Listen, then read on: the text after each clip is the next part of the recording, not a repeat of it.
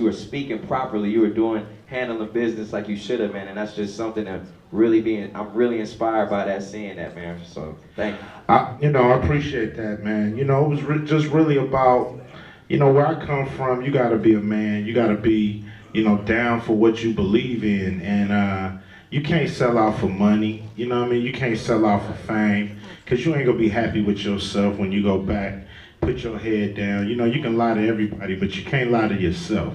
So, I just chose to believe in what I thought was right, and I knew if I was standing on right, then, I didn't really care about a career. If I had to go into it wrong, if I had to go into it, getting work for my money and it not being right, I wouldn't want to be famous. You know what I mean? I wouldn't want none of this. It has to be right for me to be down, and that's all that was displaying was the values that I grew up on. Is you gotta do what's right. You can't just sell out for the money. And that's major. You listen to your heart. It's a blueprint. It's like the moment you see them step up and do what you taught them, do what they have inside of them, use their talent. That's what I'm proud of, is that, we gave him a big job, and I told him, you're not gonna get this. I'm not gonna give you this. It's not free. This ain't charity. I could have put you in a movie a long time ago, but you right for this. Only if you want it, only if you go for it, only if you become a great actor, and he didn't have a lot of time to do it, and he did it, so I'm just extremely proud. It's like watching your son win the Super Bowl for the same team you won the Super Bowl with, you know what I mean? It's very just a moment, you know what I mean? And he'll tell you what I put him through. Yeah, I heard the audition process wasn't easy. I heard he just didn't hand it to you. It was hundreds of, people lined up ready to play Cube, and you proved yourself. And it's nobody that could have played it better. So I gotta ask you, what does it feel like playing your dad, playing such an iconic role? You know what I mean, in a movie like this? Man, it's after 2 years of auditions, 2 years of callbacks, having 3 different acting coaches, gotten to fly to New York to have to work with a coach out there, screen test with 2 other cubes there. They caught L's that day, y'all, don't worry. But after months, it still didn't hit me. But sitting here, watching the movie with y'all, I feel like I'm in a movie or something, so it's a dream come true. My father's my hero, and it was, and it was like, I say I was about 18 years old when I started to realize the kind of impact he has on other lives. So seeing this movie being made without me was something that I couldn't do, I couldn't see my family's legacy in anybody else's hands. So it was all about sacrificing it for my family. Crew, and do things, and the kids would come out, and we would, sign autographs and hang out, and had an ice cream truck come around there and get everybody free stuff, and it was just all love. They was giving us love, we was giving love back. We wanted to be right in the hood. A lot of movies are being shot outside of LA, and we fought to have this movie shot right where it happened, because we thought that Compton was a character too. We had to show y'all why did we produce the kind of music that we did. And it showed you by showing the streets that we come from and the things we had to go through. And, it's just a hint on the screen, but, we want it to be vivid, and we got a lot of love. N.W.A coming out and doing something with somebody from here joining the group.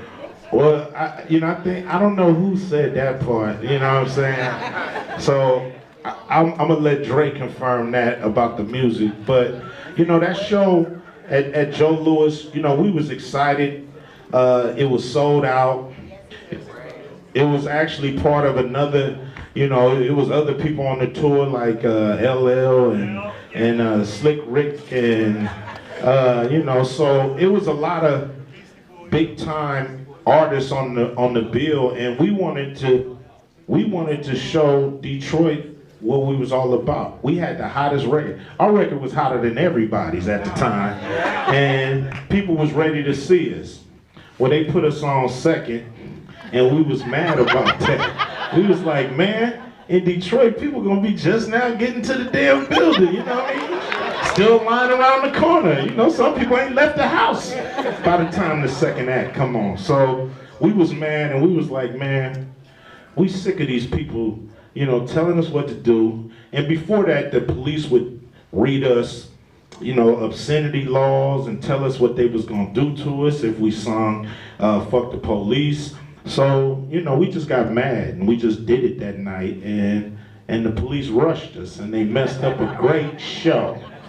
They messed up a great show. They rushed us and they caused a whole bunch of commotion. And you stood up for what you believed and you bossed up. You let them know that this is, like you said, freedom of speech. You know? That's right. You asked me the question, why is it so important for people to see this movie who aren't rap fans and who aren't N.W.A. fans? And the one thing that I wanted to set out to do was tell a universal story that everybody could identify with. You don't have to be a rapper, you don't have to be black, you don't have to be from LA to understand brotherhood. You don't have to be from these environment to understand love and also courage.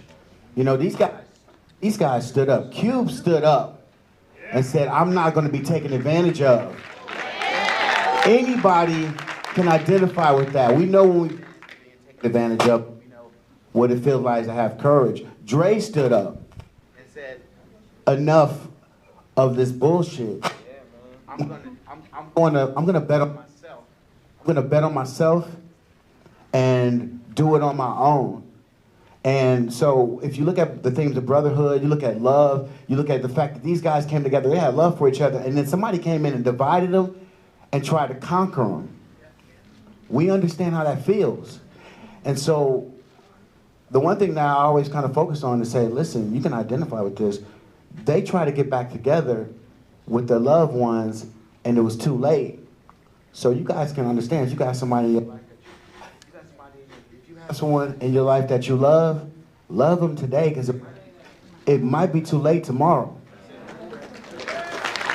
You can identify with that. Those are some of the things that we focused on. Yeah, not only that, just to add on to that, it's so crazy, you know, from the Rodney King to all the police brutality, things that's going on today in a major way. The only thing missing back then was the cell phones, you know, but people still managed to have the cameras creeping and, you know, Rodney King, I'm sure that happened so many times. I'm sure that happened so many times more, you know what I mean, what is portrayed. And I just think that it's great.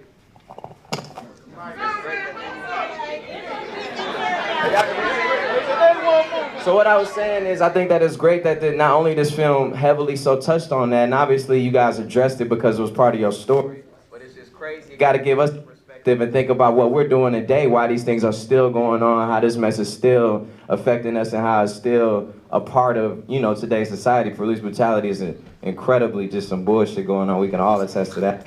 And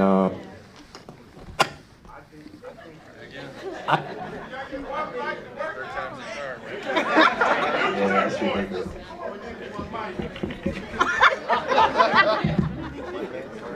Oh my gosh. Hey, Cube, I just gotta give it to you. You kept a G all the time, you know.